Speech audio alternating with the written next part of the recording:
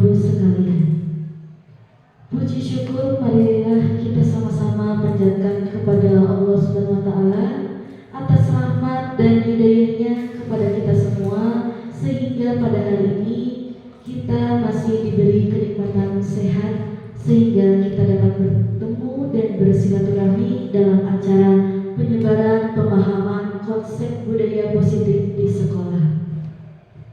Salawat serta salam tercurahkan kepada Nabi kita, yakni Nabi Muhammad SAW. Semoga kita semua termasuk umatnya yang mendapatkan syafaat di hari pembalasan kelak. Amin ya rabbal alamin. Perkenalkan, saya Gina yang akan memimpin acara pada pagi hari ini. Selanjutnya, sebelum beracara, saya ucapkan terima kasih kepada Bapak dan Ibu yang telah hadir dalam kegiatan berbagi praktik baik penyebaran budaya positif di sekolah dalam rangka menambah wawasan kita semua. Selanjutnya, sebelum kepada inti acara, ada baiknya saya bacakan susunan acara yang akan kita lalui. Adapun susunan acara sebagai berikut: 1. Pembukaan. 2. Menyanyikan lagu Indonesia Raya. 3. Sambutan Kepala SMA Informatika Ciamis. 4. Penyampaian materi. Demikianlah susunan acara pada hari ini. Marilah kita semua awali acara ini dengan membacakan basmalah bersama-sama. Bismillahirrahmanirrahim. Selanjutnya, acara yang kedua yaitu menyanyikan lagu Indonesia Raya. Hadirin dimohon untuk berdiri.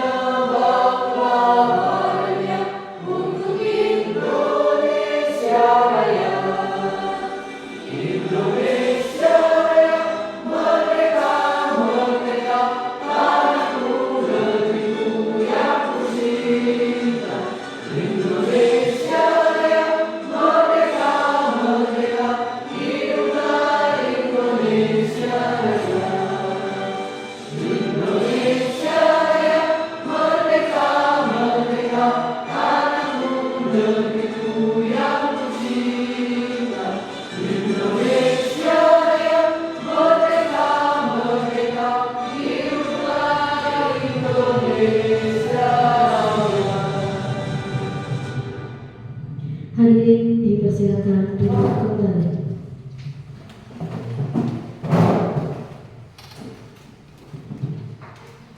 Selanjutnya adalah sambutan dari Kepala SMA Informatika Ciamis atau yang mewakilinya oleh Wakil Kepala Sekolah Bidang Kurikulum kepada Ibu Ratna Indriani MPD. Kami persilakan.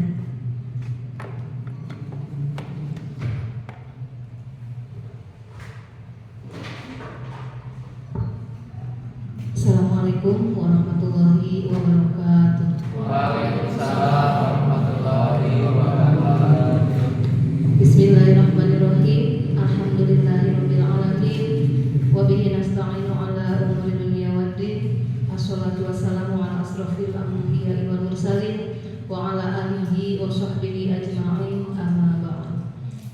Puji syukur senantiasa kita panjatkan kehadirat Allah Subhanahu wa taala. Alhamdulillah wa syukurillah, pada kesempatan pagi hari ini kita semua bisa berkumpul alhamdulillah dalam keadaan sehat pada acara berbagi praktik baik pengimbasan budaya positif di sekolah, khususnya di SMA Informatika Ciamis. Tak lupa sholawat beserta salam semoga tetap tercurah limpahkan kepada junjungan kita Habibana wa Nabiyana Muhammad sallallahu alaihi wasallam, kepada keluarganya, para sahabatnya, dan mudah-mudahan syafaatnya sampai kepada kita. Amin. Yang saya hormati Bapak Ibu Wakil Kepala SMA Informatika Ciamis, yang saya hormati Ibu Rina Herlina SH selaku pemateri pada kegiatan kali ini, dan yang saya hormati Bapak Ibu guru peserta kegiatan berbagi praktik baik budaya positif di sekolah.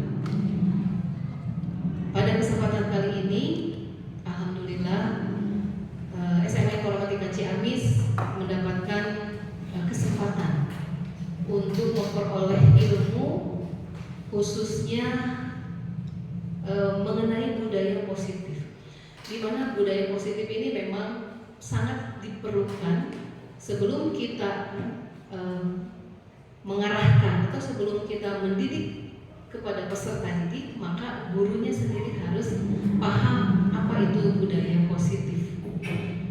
Kemudian bagaimana cara atau upaya membangun budaya positif supaya semua bagian atau komponen dari sekolah ini bisa terbangun.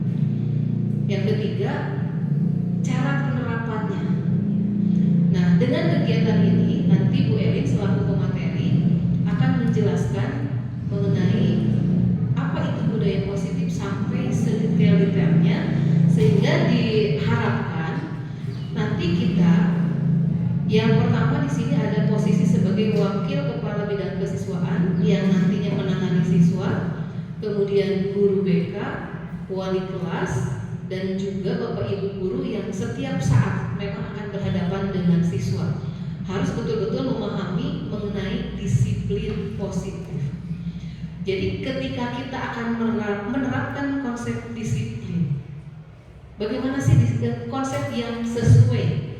Ya, kalau sekarang kan memang kita sedang digembor-gemborkan kurikulum merdeka yang akan menjadi kurikulum nasional, dan tahun ini memang semua sekolah wajib melaksanakan sesuai dengan amanat Ki Hajar Dewantara gitu ya. Ini Bu Elin sudah paham sekali mengenai konsep-konsep pendidikan, terutama di sini khususnya untuk budaya positif. Bagaimana menerapkan kedisiplinan kepada anak supaya tidak salah langkah. Mulai dari Bapak Ibu guru, kemudian wali kelas ketika penanganan siswa itu harus seperti apa. Kemudian ke guru BK, alurnya setelah dari guru BK ke kesiswaan. Jadi terjadi sinkron antara guru, wali kelas, BK, dan kesiswaan.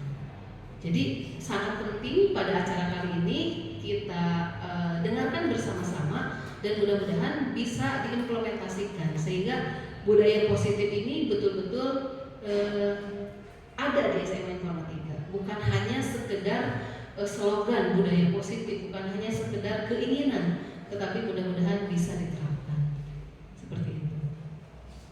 Nah, kemudian Bapak Ibu, yang diharapkan adalah ketika kita budaya positif, yang paling terpenting ketika Nabi kita Rasulullah SAW ini kan untuk menerapkan sesuatu itu yang pertama adalah menjadi suri teladan.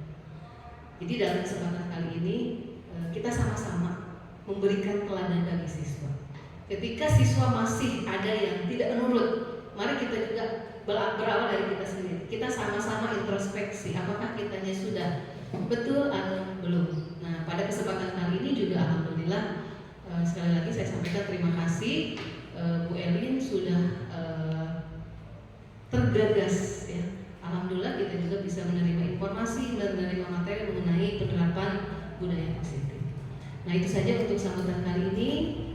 Terima kasih atas perhatiannya. Assalamualaikum warahmatullahi wabarakatuh.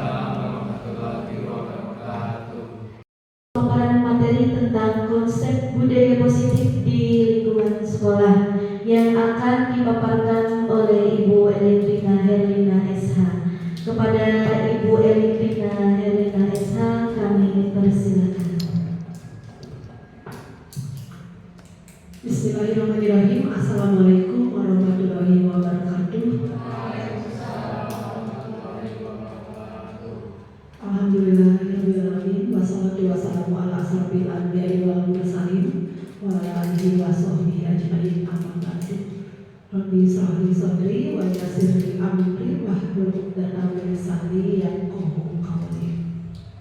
Pertama-tama kepada Bapak Kepala Sekolah Informatika Ciamis yang pada kesempatan ini diwakili oleh Wakil Kepala Bidang Kurikulum Ibu Rana Indriani, serta rekan-rekan ibu bapak guru dari SMA Informatika Ciamis yang saya hormati, dan kepada ibu moderator, saya mengucapkan banyak terima kasih karena bersedia meluangkan waktu di sela-sela kesibukannya untuk menghadiri acara pengimbasan materi budaya positif di sekolah kita. Mungkin saya yang pandang dulu mengenai kurikulum merdeka. Sebagaimana kita ketahui bahwa kurikulum merdeka itu salah satu tujuannya mewujudkan profil pelajar Pancasila. Supaya tujuan profil pelajar Pancasila itu dapat tercapai, tentunya harus dimulai dari budaya positif. Nah, ini sekarang saya berada di sini. Perkenalkan dulu, ini profil saya, Elin Herlina, guru PPKN SMA Swasta Plus Informatika Ciamis.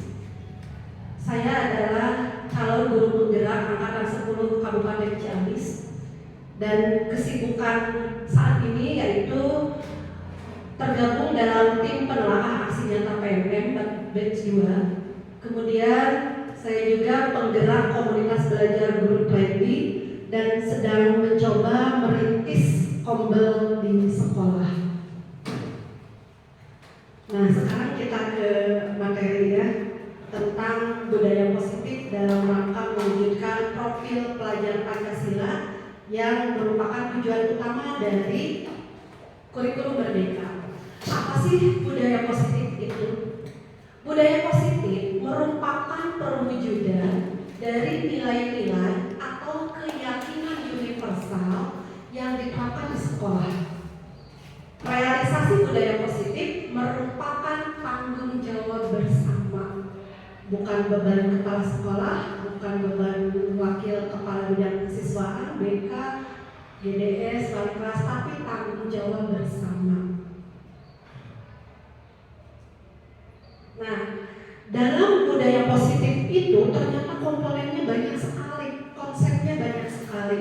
Ada 8 kurang lebih, tapi mungkin akan saya jelaskan satu persatu, tapi akan dititik beratkan pada poin 7 dan 8, yaitu tentang keyakinan kelas dan segitiga restitusinya. Lebih ke praktik di sekolah ya, dalam kehidupan kita sehari-hari sebagai pendidik. Yang pertama kita lihat dulu perubahan paradigma belajar. Jadi kurikulum merdeka itu merubah paradigma belajar. Pembelajaran dengan paradigma baru merupakan pembelajaran yang dirancang dengan berdasarkan prinsip pembelajaran berdiferensiasi. Pernah mendengar? Pernah? Mungkin Bapak Ibu yang mengajar di kelas 10 atau mempelajari PMM sering sekali mendengar istilah berdiferensiasi, atau mungkin sudah mempraktekannya. Nah, pembelajaran berdiferensiasi itu jadi peserta didik belajar sesuai dengan kebutuhannya berdasarkan tahap perkembangan. Ada teori psikologi modern yang menganalisa perkembangan siswa di tiap tahapnya. Jadi setiap tahap, setiap fase tidak bisa disamakan. Nah, untuk apa? Tujuannya untuk mewujudkan profil pelajar Pancasila. Berbicara masalah berdiferensiasi, ini sangat luas sekali. Mungkin tidak akan cukup waktu, mungkin nanti kita ada sesi lain untuk khusus pembelajaran berdiferensiasi. Tapi saya yakin Ibu Bapak sudah menerapkannya di kelas masing-masing. Jadi berdiferensiasi itu pembelajaran dengan memperhatikan kebutuhan anak. Karena di kelas-kelas kita itu kebutuhan anak berbeda, daya tangkapnya berbeda. Kita harus peka gitu ya. Bagaimana cara menganalisanya? Dengan melakukan asesmen awal.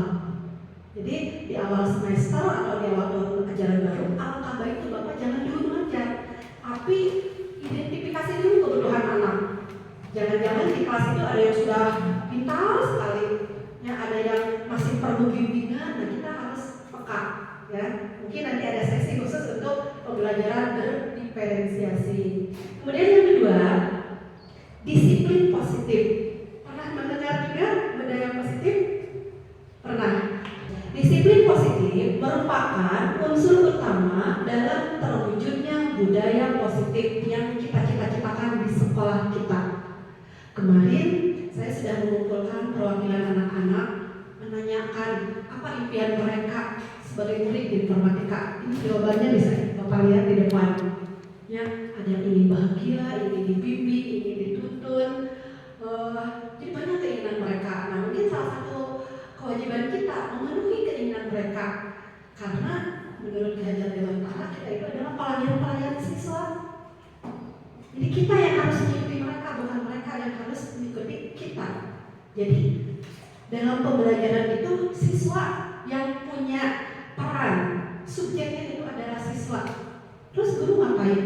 Guru itu menuntun, membimbing dan mengarahkan. Apakah sudah?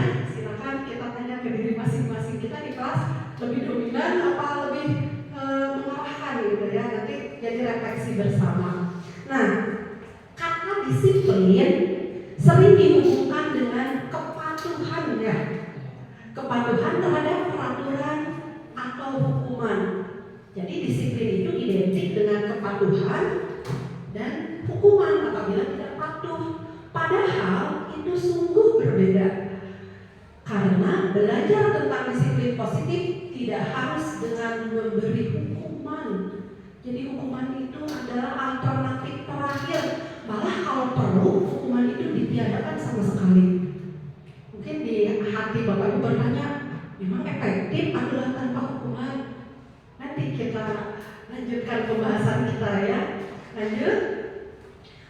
Bapak pendidikan kita, Ki Hajar Dewantara menyatakan, di mana ada kemerdekaan, disitulah harus ada disiplin yang kuat. Sungguh disiplin itu bersifat self-disiplin, artinya hanya diri kita sendiri yang mewajibkan dengan sekeras-kerasnya tanpa paksaan, imbalan atau hukuman. Jadi apabila anak mentaati sebuah peraturan tapi karena takut dihukum, itu bukan disiplin. Karena disiplin itu kemauan dari dalam diri tanpa paksaan, ya. Jadi bukan disiplin kalau karena takut hukuman atau karena dimarahin sama gurunya, ya. Untuk menciptakan murid yang merdeka, syarat utamanya harus ada disiplin yang kuat. Berarti ada keinginan yang kuat. Disiplin di sini adalah disiplin diri atau motivasi internal, jadi kesadaran dari diri atau internal. Kalau takut sama guru, takut dimarahin, takut dihukum, berarti itu motivasi ekstrinsik. Jadi terpaksa akhirnya. Nah, tetapi bagaimana bukan di lapangan cuma ada tuh anak susah sekali disadarkan, ya. Nah, menurut Ki Hajar Dewantara, jika kita tidak memiliki motivasi internal, maka kita memerlukan bantuan orang lain untuk mendisiplinkan kita. Orang lain di sini berarti kan guru, ya, guru atau pihak sekolah. Jadi boleh, tapi itu tahap terakhir apabila si anak tidak juga timbul kesadarannya. Lanjut. Sebagai pendidik, ini Bapak Ibu silakan sebagai pendidik semua ya. Tujuan kita adalah menciptakan murid yang memiliki disiplin diri sehingga mereka bisa berperilaku dengan mengacu pada nilai kebajikan universal dan memiliki motivasi intrinsik, bukan lagi ekstrinsik. Disiplin sebagai bentuk kontrol diri agar dapat mencapai suatu tujuan mulia. Tujuan mulia di sini mengacu pada nilai atau prinsip yang dianut seseorang. Kita namakan nilai tersebut sebagai nilai kebajikan universal. Apakah Bapak Ibu ingin siswa-siswanya disiplin? Ingin ya? Ingin sekali malahnya, bukan ingin lagi. Nah, tetapi kadang kita menghadapi anak itu berbeda karakter. Apalagi untuk fase E dan F itu karakternya sudah terbentuk di rumah, di luar sekolah. Jadi kita perlu tenaga ekstra untuk membimbing dan mengarahkan mereka sehingga mereka menemukan disiplin dalam dirinya. Nah, di sini nilai kebajikan yang universal. Seperti apa contohnya? Ya kalau di sekolah itu yang disebut dengan profil pelajar Pancasila. Ada 6 dimensi yang harus kita wujudkan. Yang pertama, beriman dan bertakwa pada Tuhan Yang Maha Esa serta berakhlak mulia. Kemudian berkebinekaan global, gotong royong, kreatif, bernalar kritis, dan mandiri. Ini walaupun 6 dimensi apabila dijabarkan bisa puluhan atau ratusan karakter.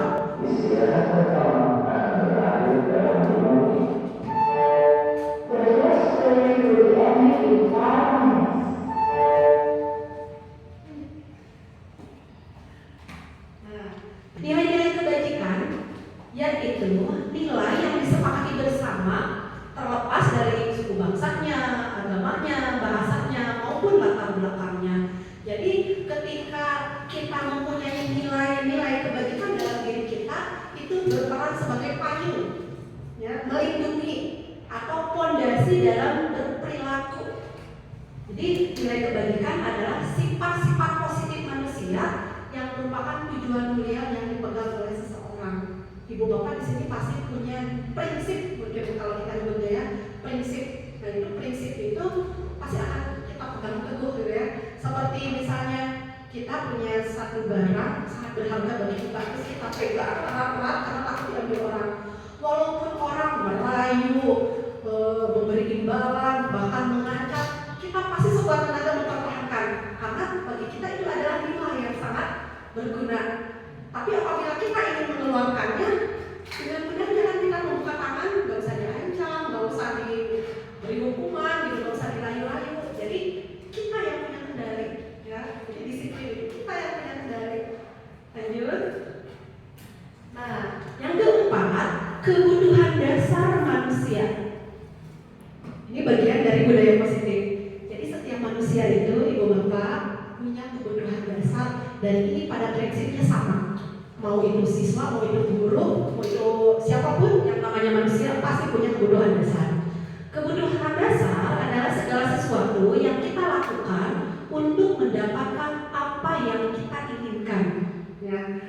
Semua yang kita lakukan dalam kehidupan ini pasti punya tujuan. Apakah ibu bapak tidak punya tujuan dalam hidup? Nah, gitu ya. Tadi aja berangkat dari rumah pasti ada tujuan. Mau datang ke sekolah, kalau tidak punya tujuan bisa di mana saja, mungkin sampainya tidak ada di ruangan ini. Termasuk bapak ibu yang ada di ruangan ini pasti punya tujuan, apapun tujuannya. Nah, jadi kita semua punya tujuan dan semua usaha terbaik yang kita lakukan adalah dalam rangka terpenuhinya kebutuhan kita. Walaupun beda-beda motifnya, gitu ya. Lanjut, Pak Ija. Nah, apa saja sih kebutuhan manusia itu? Para ahli mengelompokkan kebutuhan manusia itu ada 5. Balon, kalau itu ada 5 ya, ini kebutuhan dasar manusia. Apa saja sih kebutuhan dasar manusia? Yang pertama, kebutuhan bertahan hidup. Apa caranya agar bertahan hidup? Makan, berpakaian, rumah, kesehatan, keamanan.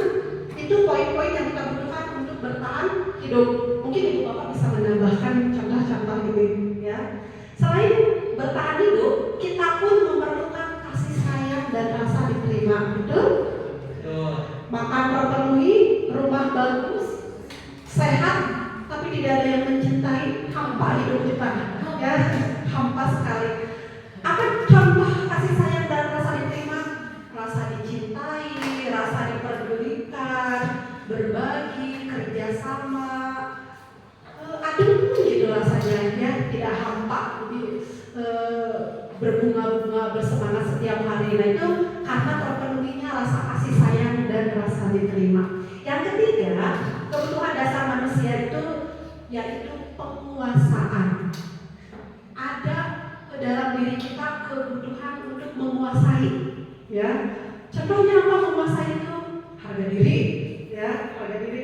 Kemudian eksistensi, kemudian diakui, validasi, memimpin, berprestasi, didengarkan. Makin jauh-jauh, kita sebagai guru mau kan diakui eksistensi kita oleh anak-anak? Mau kan kita didengar oleh mereka gitu ya, rasanya ada kepuasan gitu ya. Tapi ketika kita datang ke kelas dicuekin, tidak nganggap sakit gitu ya, karena kita butuh, kita ada waktunya ini menguasai mereka, dan itu manusiawi ya. Dan yang keempat, kebebasan. Setiap manusia ingin kebebasan. Contohnya apa? Mandiri, kemudian mempunyai pilihan. Contoh kebebasan yaitu mandiri, mempunyai pilihan, mencoba hal baru, dan mengendalikan dirinya. Seperti tadi saya contohkan, kita menggenggam sesuatu yang berharga bagi kita, jadi ya kita yang berhak mengendalikan. Kemudian yang terakhir, kesenangan. Setiap manusia ada sisi di mana ada kalanya butuh kesenangan, ya, butuh hiburan. Apa contohnya? Bermain. Masuk bermain, ibu bapak. Kemudian tertawa. Serius saja dari pagi sampai sore kan urat-urat muka capek ya. Ada kalanya kita tertawa dengan teman, dengan siswa, ya. Tapi jangan tertawa sendiri juga ya. Atau misalnya menjalankan hobi.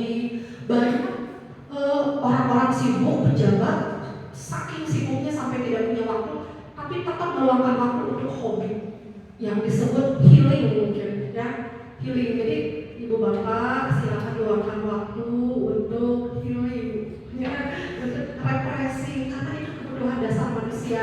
Jangan kerja mikir nanti otak kita ngebul, ya.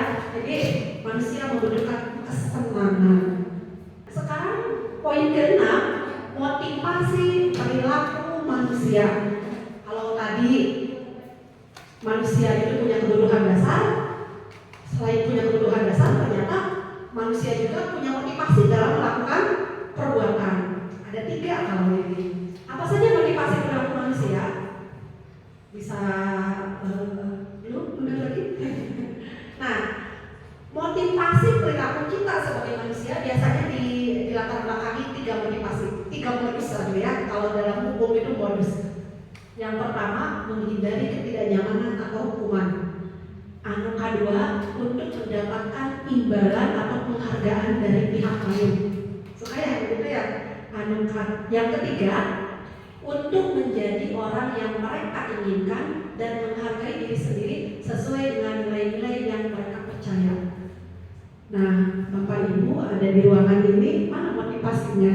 Yang pertama, yang kedua, atau yang ketiga? Menghindari teguran misalnya dari Bapak Kepala Sekolah, atau mengharap imbalan, atau karena keinginan sendiri, saya ingin mengupgrade pengetahuan. Nah, begitu dengan siswa Ibu Bapak. Jadi siswa itu berada di sekolah, motivasinya ada 3. Karena menghindari hukuman, kalau bolos wae nanti ditegur, ya, berarti kan menghindari hukuman ada di kelas itu. Atau mendapatkan imbalan, supaya dipuji sama guru, supaya dapat nilai yang bagus, jadi kan ada imbalan. Atau yang ketiga, karena memang mereka ingin melakukannya, mereka ingin jadi versi terbaik mereka, ya. Sudah paham perbedaannya? Ya, jadi silakan Ibu analisis siswa-siswa kita ada di sekolah ini hari ini dihubungkan dengan ketiga ini yang mana? Nah, kita lihat perbedaan hukuman, konsekuensi, dan restitusi. Hukuman. Kalau hukuman, Ibu Bapak, mungkin kita sering melakukan ke anak-anak ya. Biasanya hukuman itu adalah tindakan-tindakan yang tidak terancana dan tiba-tiba, jadi spontan gitu. Misalnya ada anak tidak pakai sepatu hitam, kan kita jengkel nih, Pak Iwan jengkel banget. Udah buka, kamu nggak usah pakai sepatu hari ini. Ada nggak di tata tertibnya? Tidak ada kan? Spontan, karena jengkel siswa itu sering sekali menggunakan sepatu tidak berwarna hitam. Nah, itu kategorinya hukuman. Tidak ada rencana dan tiba-tiba apa aja yang kita pikirkan? Atau oh ini loh banyak sampah, ambil. Spontan gitu ya. Kemudian hukuman itu tidak dilibatkan dulu ujung-ujung bikin kebijakan aja. Nggak ditanya dulu siswa itu bersedia apa tidak, sepihak ya, sepihak tidak dilibatkan.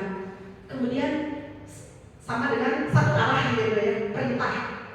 Kemudian biasanya hukumannya berupa fisik atau psikis. Kalau fisik contohnya apa? Kamu mengelilingi lapangan ya sebelum kepala, berarti itu fisik. Atau psikis. Psikis misalnya kamu mah melanggar terus, itu psikis. Dan itu sifatnya menghukum, ya, bisa fisik bisa psikis. Nah, selain hukuman ada konsekuensi. Yang namanya konsekuensi itu terencana dan disepakati sesuai peraturan. Silakan Ibu Bapak kaji tata tertib sekolah kita. Apabila melanggar poin 1, konsekuensinya apa? Tindakan kedua, konsekuensinya apa? Jadi kalau konsekuensi mah terencana, ya, kalau perlu tertulis gitu ya. Apabila anak terlambat 15 menit sholat duha dulu misalnya, silakan ditulis, ya. Jadi terencana dan siswa tahu ketika melanggar itu konsekuensinya. Saya harus menghafal surat-surat pendek. Konsekuensinya saya harus apa? Jadi tertulis. Jadi udah tahu siswa konsekuensinya. Kemudian konsekuensi ini masih mirip dengan hukuman karena murid tetap dibuat tidak nyaman. Ya, tetap ini nama seperti hukuman, murid dibuat tidak nyaman, dan sikap guru selalu memonitor. Tiap pagi Pak Rinja, GDS ada di gerbang memperhatikan anak satu persatu siapa yang melanggar. Jadi kita mengontrol, kalau melanggar ini konsekuensinya. Itu konsekuensi. Nah, tetapi ada poin yang ketiga, mungkin ini ada hal baru, namanya restitusi. Apa bedanya restitusi dengan hukuman dan konsekuensi? Restitusi adalah proses menciptakan kondisi bagi murid untuk memperbaiki kesalahan. Kemudian restitusi adalah proses kolaboratif yang mengajarkan murid mencari solusi. Nah, kemudian posisi kontrol. Posisi kontrol. Ada miskonsepsi tentang posisi kontrol. Selama ini kita menganggap bahwa guru dapat mengontrol siswa. Benar nggak? Ternyata itu hanya ilusi. Jadi hal yang mustahil guru dapat mengontrol siswa. Kalaupun mereka nurut cuma di depan aja. Jadi kita ini tidak bisa mengontrol orang lain. Jadi kalau kita menganggap kita bisa mengontrol murid, itu hanya ilusi. Menurut para ahli ya. Kemudian yang kedua, semua penguatan positif memberikan manfaat. Misalnya kita menasehati anak yang baik-baik, kita menganggap itu akan berdampak. Ternyata itu hanya ilusi. Karena apapun yang kita ucapkan walaupun berjam-jam, tetap kepala anak akan memfilter sendiri menurut apa yang dia yakini. Cuma depan kita aja ya Bu, ya Pak, ya Bu, padahal di kepalanya sedang memfilter gitu. Tidak semua apa yang kita ucapkan dimasukkan ke kepala. Kemudian kita berpendapat bahwa orang dewasa selalu benar. Tong dilawan, rumah ada benar wae seperti gitu ya. Kalau anak-anak jangan dilawan, mama selalu benar. Jangan dilawan, perempuan selalu benar. Padahal itu hanya ilusi. Orang tua juga sering melakukan kesalahan. Orang dewasa juga sering melakukan kesalahan. Ya, jadi tidak menjamin orang dewasa itu selalu benar. Itu hanya ilusi. Terakhir, kritik dan membuat siswa merasa bersalah mampu menguatkan karakter. Dan ternyata itu juga ilusi. Ketika anak sering dikritik, down, yang ada dia minder, yang ada dia apa istilahnya? Jadi merasa orang yang gagal. Nah, yang selanjutnya adalah posisi kontrol guru. Bapak Ibu, kita di sekolah itu punya 5 posisi kontrol. Silakan tinggal dilihat sama ibu dominan yang mana, bapak dominan yang mana. Apa saja posisi kontrol itu? Yang pertama, guru mempunyai posisi sebagai penghukum. Ada ibu bapak di sini yang senang kalau menghukum anak? Mungkin pernah gitu ya. Atau kita punya karakter kontrol membuat rasa bersalah ke anak itu. Jadi kita itu belum puas kalau anak belum mengakui kesalahan, karena kita ingin anak itu merasa bersalah. Karena kita ada di posisi itu ya. Yang ketiga, kadang kita menempatkan posisi sebagai teman, apalagi mengajar di fase E, sering sekali kita memposisikan sebagai teman, ya. memperhatikan gerak-gerik anak, ada yang salah tidak gitu ya, dipantau dari waktu ke waktu. Dan yang kelima adalah manajer. Apa bedanya? Silakan di slide selanjutnya. Nah, kita ambil kasus ya supaya paham antara penghukum, pembuat rasa bersalah, pemantau dan manajer. Kita ambil misalnya ada sebuah kasus siswa tidak memakai atribut yang lengkap saat upacara bendera. Sering kan? Sering ya. Nah, kalau ibu menempatkan sebagai penghukum, mungkin akan menyuruh anak untuk menghormat bendera selama 1 jam. Nah, berarti kita sedang menjadi guru dengan posisi kontrol penghukum. Atau contoh lainnya tadi, ketika anak sepatunya warnanya tidak sesuai aturan, dibuka, tidak memakai sepatu seharian, berarti kita sedang ada di posisi menghukum. Nah, apabila ibu bapak memposisikan sebagai pembuat rasa bersalah, ibu bapak akan berkata begini ke anak, berapa kali ibu bapak harus memberitahumu, kamu itu selalu mengecewakan. Jadi ada rasa bersalah sama anak. Berarti kita sedang memposisikan diri sebagai pembuat rasa bersalah. Apa kalimatnya harus seperti itu? Tidak, ini contoh aja ya. Jadi kamu itu selalu mengecewakan deh. Sudah dibilang berkali-kali gitu ya. Kemudian memposisikan sebagai teman. Contoh kalimatnya gini, ayo dong taati aturan sekolah ya. Nanti ibu bisa kena tegur sama bapak kepala sekolah. Jadi beda di lawan kayak teman. Ayo dong bantu ibu. Ibu malu nih dipanggil terus, jadi kayak teman. Berarti itu memposisikan sebagai teman. Kemudian yang keempat pemantau. Nah kalau pemantau biasanya kalimatnya gini, kamu itu sudah melanggar aturan, kamu pasti tahu konsekuensinya, kamu harus segera melengkapi atribut. Saya tipe guru pemantau, mengingatkan, memantau kemudian mengingatkan. Dan yang kelima adalah tipe manajer. Nah kalau manajer ke siswa itu akan mengatakan begini, apakah kamu tahu kesalahanmu? Walaupun udah jelas kesalahannya kelihatan, tapi coba ditanyakan. Misalnya saya akan menjawab, oh iya tahu. Terus kita bertanya lagi, kira-kira bagaimana kamu memperbaiki kesalahanmu? Jadi biarkan si anak berpikir apa kesalahannya dan bagaimana cara memperbaikinya. Dapat dipahami tidak? Dari kebayangkan gitu ya, bagaimana kita selama ini di lapangan gitu ya di sekolah. Kita ke pembahasan yang lumayan penting dari budaya positif, yaitu keyakinan kelas. Pernah Bapak Ibu di sini mempraktekkan keyakinan kelas? Ada yang pernah? Belum.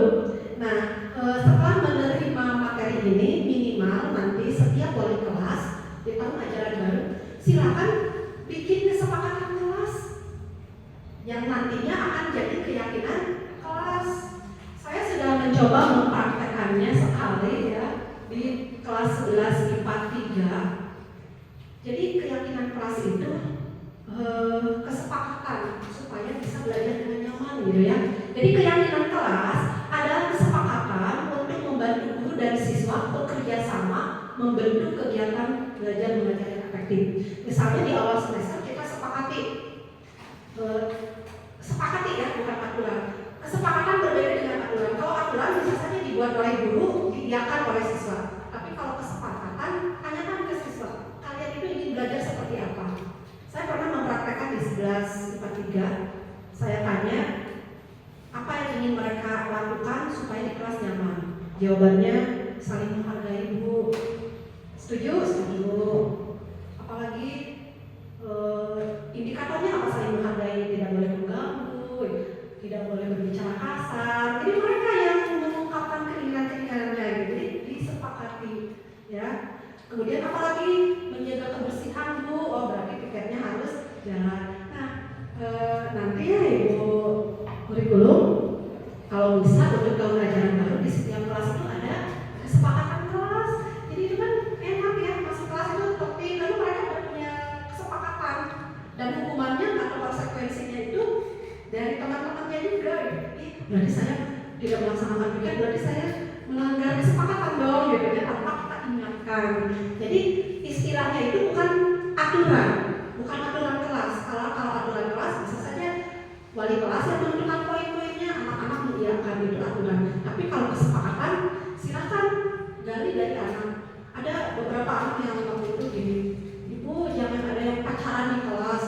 Berarti kan merasa terganggu kalau ada temannya yang pacaran. Kata ibu, silakan sepakati. Jadi nanti kan malu gitu ya teman-teman yang lainnya. Atau ibu saya suka terganggu kalau ada teman-teman berisik saat belajar.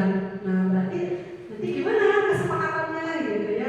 Atau saya suka kesel kalau ada teman di sebelah saya nunjukkan aku semula gitu ya. Berarti nanti gimana kalimatnya. Nah jadi nanti kalimatnya bersifat abstrak.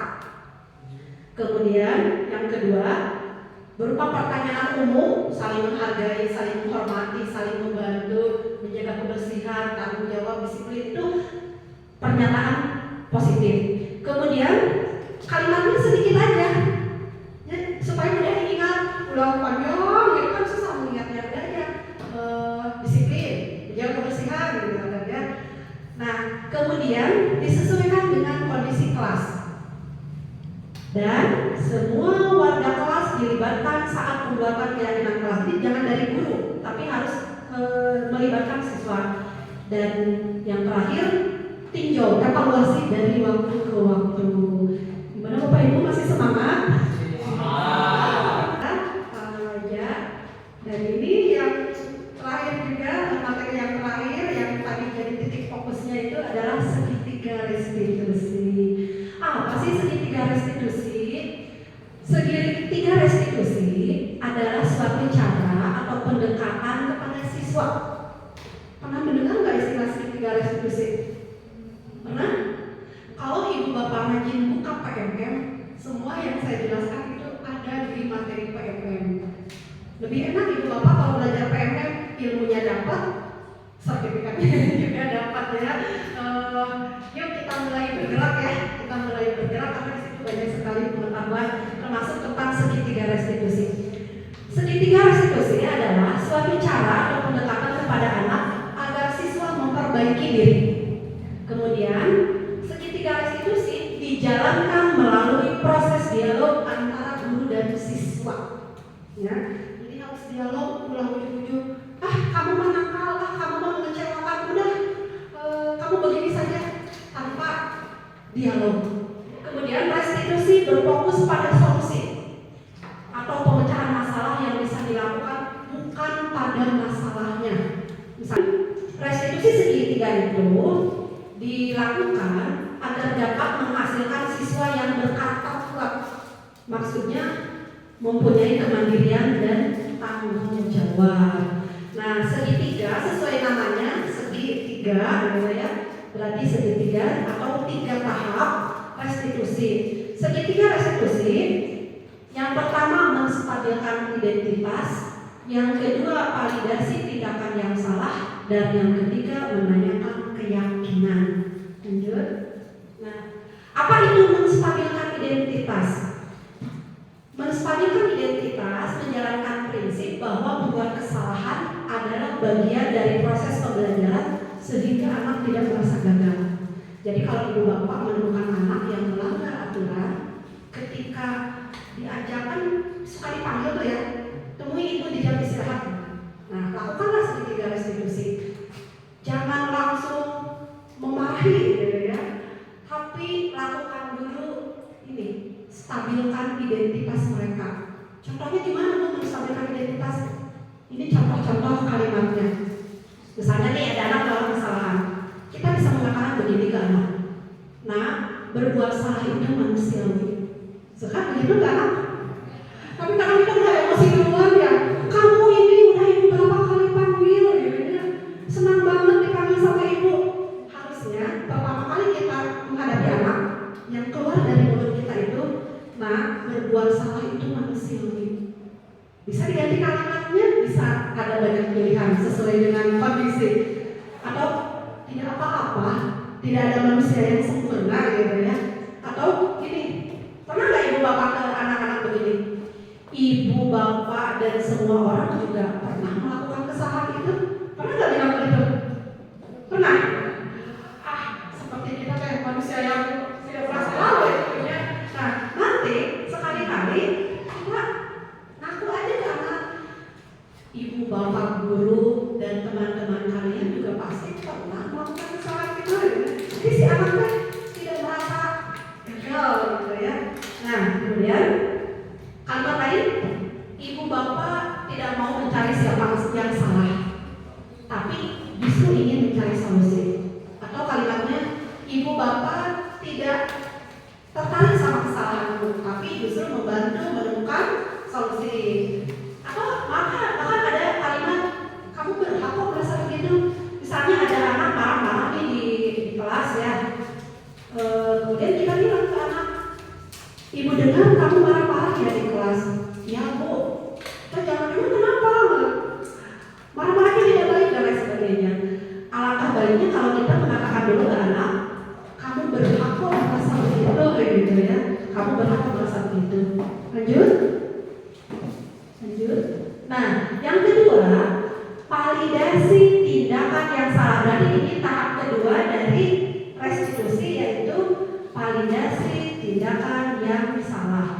Validasi tindakan yang salah melibatkan pengakuan dan penerimaan terhadap perasaan yang anak ungkapkan sehingga terjadi hubungan emosional dan memancing mereka terbuka karena merasa tidak dihakimi.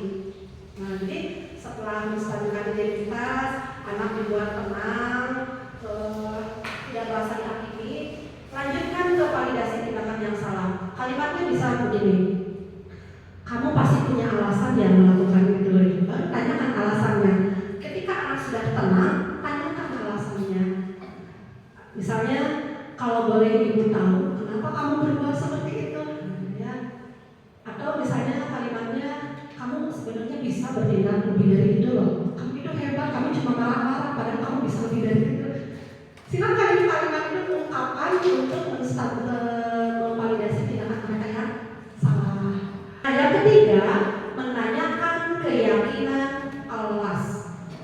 Ini tahap ketiga setelah identitasnya stabil dan kesalahannya divalidasi.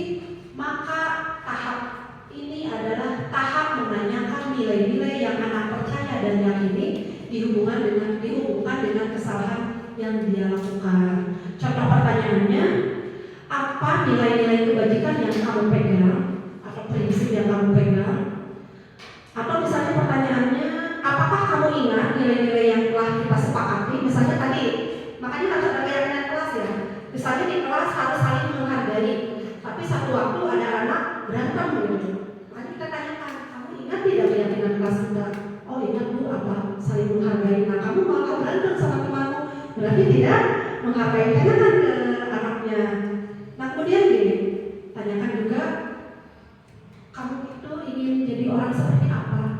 Tapi logatnya harus lembut, jangan kamu itu kan mau seperti apa sih udah gede nanti, dia bikin gara-gara terus. Walaupun kalimatnya hampir sama, tapi logat berbeda, bisa jadi berbeda makna.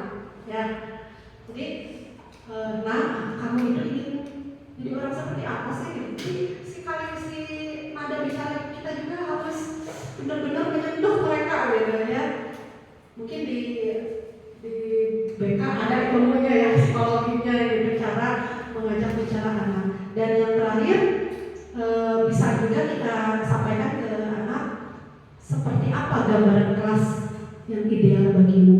Yang nyaman bu, tidak saling mengganggu ya, berarti silakan dijadikan gitu ya. Ada lagi? Jadi kita dulu. Nah, karena tadi mah hanya teori ya, saya sudah mencoba menerapkan teori ini gitu ya, teori restitusi ini, tapi ini bukan kasus yang sebenarnya, tapi simulasi gitu ya.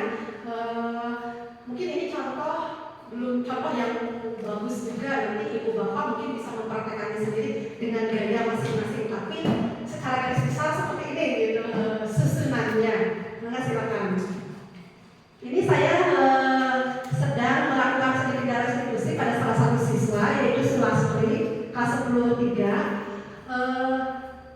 Dalam skenario itu si anak ini Lastri jarang sekali piket, ya. Maka kedengaran mungkin tidak ya kalau diputar.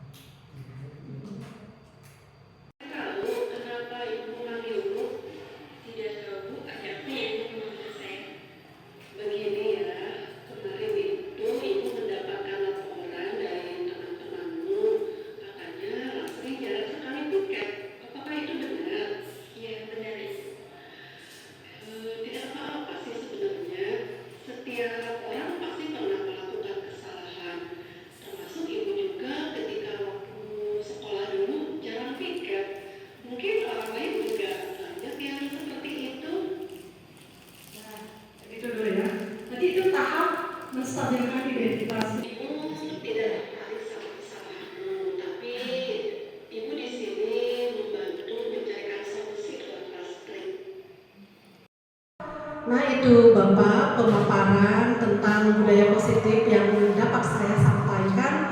Semoga pemaparan yang lumayan panjang dapat memberikan pola pikir baru atau mungkin pola pikir untuk merubah cara-cara kita dalam menangani anak. Memang tidak mudah, tapi harus kita awali. Siapa yang mengawali? Ya kita sebagai pendidik. Mungkin itu saja. Untuk sementara saya tutup dulu. Terima kasih atas perhatiannya. Wassalamualaikum warahmatullahi wabarakatuh. Waalaikumsalam warahmatullahi wabarakatuh. Terima kasih kepada Ibu Elina Herlina atas paparannya yang memang begitu menarik ya. Untuk sesi selanjutnya kita tiba pada sesi diskusi. Akan dibuka satu sesi pertanyaan dulu ya Bu ya. Baik, ada yang mau bertanya? Ya. Hadir dulu mungkin ya, saya Reza, kebetulan di sini sebagai guru BK dan piket gitu. Pertanyaannya ini mungkin cerita dulu ya Bu, lebih kepada apa sih gitu hukuman yang efektif untuk anak-anak agar tidak terus-menerus mengulang kebiasaan buruk yang sama gitu. Dalam hal ini seperti halnya kesiangan gitu. Anak ini yang saya coba itu yang pertama mungkin memberikan peringatan dulu gitu, berupa arahan yang positif dulu kepada anak bahwasannya kesiangan ini merupakan tindakan yang salah gitu. Kemudian sempat juga bertanya kira-kira adakah solusi yang tepat untuk kamu gitu agar bisa datang tidak kesiangan. Lalu anak ini menjawab bahwasannya oh mungkin saya karena tidurnya kemalaman Pak gitu, jadi bangunnya tidak pagi-pagi gitu. Adakah cara yang efektif gitu? Karena lebih kepada cara terakhir pun sudah dilakukan gitu, tapi anak tetap dengan kebiasaan buruknya. Terima kasih. Wassalamualaikum warahmatullahi wabarakatuh. Terima kasih Pak Eja atas pertanyaannya mengenai kasus anak yang kesiangan, dan itu sering sekali kita jumpai dalam kegiatan sehari-hari. Semoga bisa menjawabnya ya. Kita di sini sharing. Memang tidak mudah merubah paradigma atau kebiasaan atau budaya yang sering terjadi. Tadi pertanyaan Pak Eja, apakah ada cara yang efektif untuk menangani anak-anak yang sering kesiangan, sudah diperingati beberapa kali, bahkan sudah diberi hukuman, tetap tidak melaksanakan juga? Jawaban saya sangat sederhana. Coba Pak Raja lakukan tahap-tahap seperti yang tadi saya sampaikan. Yang pertama, identifikasi kebutuhan si anak tersebut. Bisa saja anak tersebut melakukan kesalahannya itu karena didorong oleh beberapa hal. Misalnya ingin diperhatikan karena kebutuhan dia untuk dicintai, atau ingin cari perhatian. Jadi setiap orang melakukan kesalahan pasti ada tujuannya. Ada yang karena ingin diperhatikan, di rumahnya mungkin kurang kasih sayang. Apakah Pak Eja sudah mencoba menghubungi orang tuanya? Mungkin di rumahnya kurang kasih sayang, tidak ada yang memperhatikan, dan di sekolah dipanggil terus sama gurunya, dia senang. Ada lah seperti itu. Jadi coba gunakan teori-teori yang tadi, gali kebutuhan dia itu apa. Karena setiap anak pasti punya latar belakang gitu ya.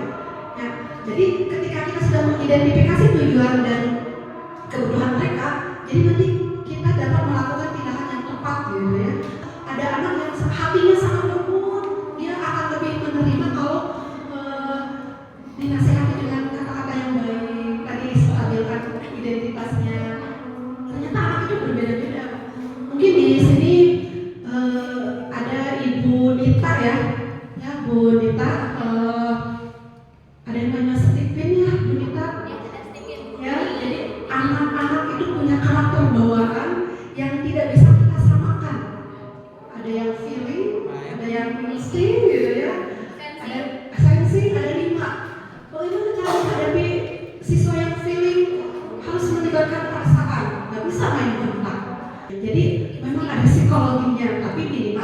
ketika ada anak mengulang lagi, berarti ada kebutuhan dia yang belum terpenuhi. Bagaimana caranya? Lebih sering dialog atau tanyakan ke orang-orang terdekatnya. Jangan-jangan si anak kurang kasih sayang di rumahnya. Jadi serumit itu pekerjaan kita, tapi mulia ya. Kemudian ada lagi nggak cara yang efektif? Coba Pak Eja tadi yang restitusi ya, yang restitusi. Apakah restitusi itu hanya sekali dilakukan, Bu? Boleh berulang-ulang. Kedua, mungkin si anak butuh sosok teladan. Nah, lingkungannya udah kondisi belum? Kadang saya pun mengakui sebagai guru, ketika ke kelas masih sering terlambat, ke sekolah masih sering terlambat. Cara-cara kita itu kan ditiru ya oleh anak, karena pengertian murid itu pengikut, jadi murid itu mengikuti gurunya. Jadi memang banyak faktor dan apabila dikupas ini bisa saling berkaitan ya. Jadi kalau masalah kesiangan Pak Eja, seperti yang saya katakan itu kesalahan level 1 ya. Level 1 artinya apa? Bisa kita selesaikan dengan anak langsung, melibatkan orang tua, bisa disentuh hatinya, ditelusuri. Itu memang makanya wali kelas BK sama wali kelas sama BK memang tanggung jawabnya ke anak luar biasa. Jadi jangan ada argumen BK itu galak, wali kelas itu cerewet. Justru wali kelas dan BK adalah pihak-pihak yang sangat memahami anak, mendekati anak dengan cara-cara yang berbeda dengan guru yang lainnya gitu ya. Kita coba bersama-sama ya menerapkan, pokoknya segala yang kita lakukan ini semata-mata untuk kepentingan anak, karena sejatinya kita adalah pelayan anak. Kita tidak berhak mengontrol mereka dan orang dewasa tidak selalu benar. Dengarkan apa yang mereka inginkan, tetap semangat. Tidak ada yang tidak bisa diselesaikan, apalagi anak-anak kita adalah insan-insan yang sebenarnya mereka punya potensi, tapi mereka membutuhkan arahan dan bimbingan untuk menemukan potensi dan jati diri mereka. Jadi jangan menyerah dulu, tetap semangat. Itu mungkin yang bisa saya sampaikan. Terima kasih Pak Eja atas pertanyaannya. Alhamdulillahirrahmanirrahim. Acara diskusi telah selesai. Dari hasil diskusi tadi saya simpulkan bahwa tidak ada masalah yang tidak dapat diselesaikan. Menumbuhkan keterlibatan murid dalam membentuk keyakinan kelas untuk mencapai kelas impian bersama itu penting, sehingga pembelajaran efektif akan terwujud. Selain itu, dengan menerapkan pendekatan atau yang disebut dengan segitiga restitusi yang tepat, siswa akan menjadi lebih leluasa dalam mengungkapkan permasalahan yang mereka alami. Bisa dikatakan bahwa solusi yang diberikan tidak sepenuhnya akan bisa diterima, namun dengan membiasakan budaya dan disiplin positif yang bersumber dari motivasi intrinsik. Sekian pada acara kita hari ini. Terima kasih saya ucapkan kepada pemateri dan Bapak Ibu semua yang telah hadir sehingga acara ini dapat berjalan dengan lancar. Saya selaku moderator memohon maaf apabila selama membantu acara masih terdapat kekurangan. Terima kasih. Wassalamualaikum warahmatullahi wabarakatuh.